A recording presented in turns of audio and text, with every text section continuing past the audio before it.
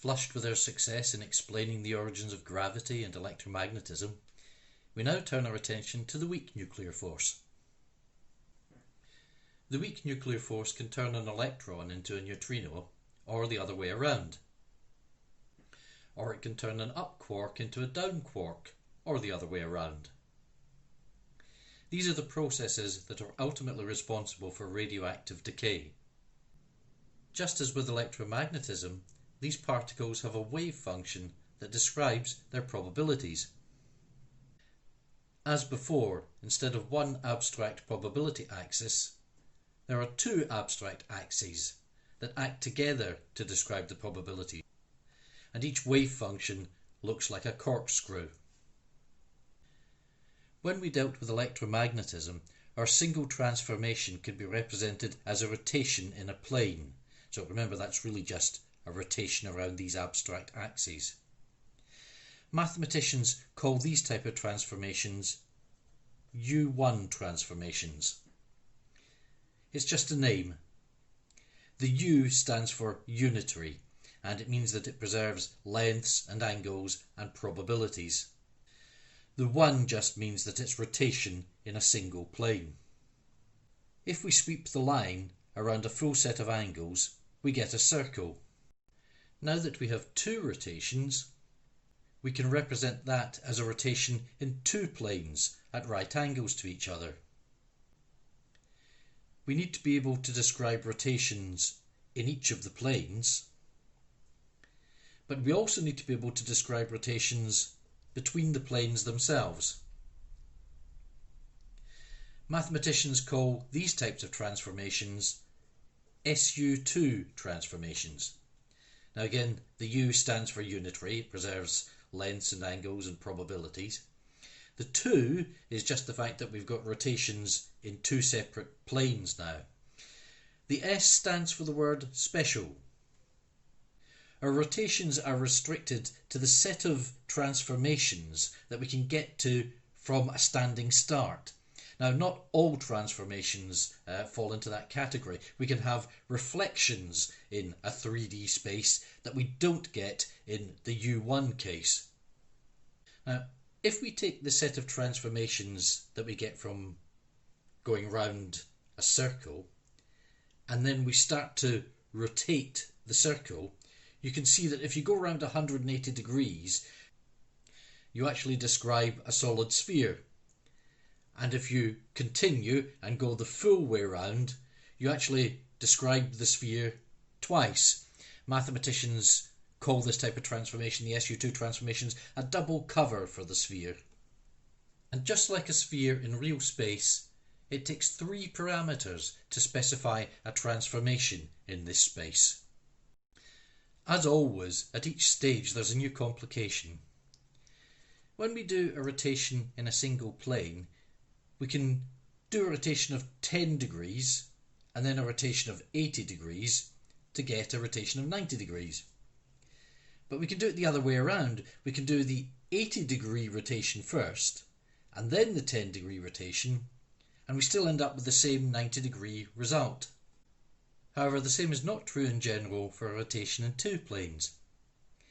If I have a card and I draw two axes along its sides and label them X and Y, now I rotate along the X-axis and then rotate along the Y-axis. Then I take another card and I first rotate along the Y-axis and then the X-axis. I end up with completely different results. This has big consequences for the theory. Translated into mathematics, the fields interact with one another. This doesn't happen in electromagnetism. If I fire a red laser in one direction and a blue laser in the other direction, the beams don't bounce off each other and change colour. Now, if I had beams of weak force particles, they would actually interact with each other and have an effect, although, as we'll see, beams like this are actually impossible in the case of the weak force. Now we do exactly what we did with gravity and electromagnetism. We perform the same transformation in two planes, and we do the same at every point in space. Noether's theorem tells us that there's a weak nuclear charge that is conserved. we require that the charge can only move a little bit at a time. It can't disappear here and reappear over here. It has to go through some path in between the 2 points. This lets us do the transformation locally instead. We do different SU2 transformations at different points in space. This results in us bending the particle wave functions and creating a force. Actually, 3 forces. In electromagnetism, it only took a single parameter to specify a rotation, and this resulted in a single force field, namely the electromagnetic force. Now we need 3 parameters to specify the transformation, and these result in 3 new force fields, which we call W0, W1 and W2.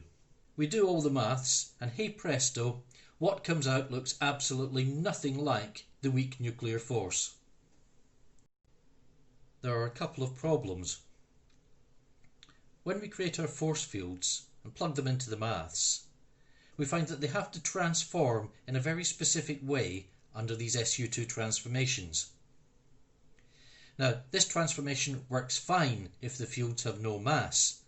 That's why they worked in electromagnetism, because the electromagnetic field is massless. If we try to make the force fields massive, then they break the SU2 symmetry. So this theory predicts that the weak nuclear force carriers are massless and have infinite range. But we know from experiments that the real carriers of the weak force are massive. In fact, they're very massive, weighing about the same as an entire atom of krypton. It's this heavy weight that makes the force such short range. In order to create a force carrier, a lot of energy has to be borrowed and then paid back in a very short period of time. This limits the range of the force carrier and so the range of the force. If the force carrier was massless and infinite range, we would see the weak nuclear forces all around us. We would see weak interactions in the same way that we see light. Beams of weak particles would be all around us, just like electromagnetic waves are. These beams would interfere with one another in rich and complex ways. We don't see any of that. In fact, weak nuclear forces aren't even visible at the molecular or atomic level. You have to plough down to scales the size of the nucleus of the atom to see the weak nuclear force in action. But there's an even worse problem. There are actually 2 types of every matter particle. If we look at electrons, for example, there are left-handed electrons and there are right-handed electrons. There's no equivalent of this in classical physics. If you're doing electronics, then an electron is an electron. But in quantum physics, there are these 2 types. They have the same mass, they have the same spin angular momentum, and they have the same electric charge. However, they have different weak charges.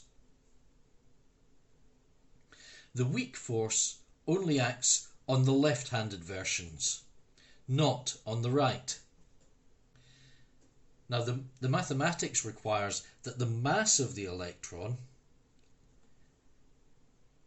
is dependent on there being both left and right-handed electrons existing at the same time. But the weak force only acts on the left-handed versions. If we include both left and right-handed electrons, then the symmetry we demand from the weak force is broken. So we can't include both right and left-handed electrons. That means we can't have electron mass. This theory doesn't just predict that its own force carriers are massless, it requires everything to be massless.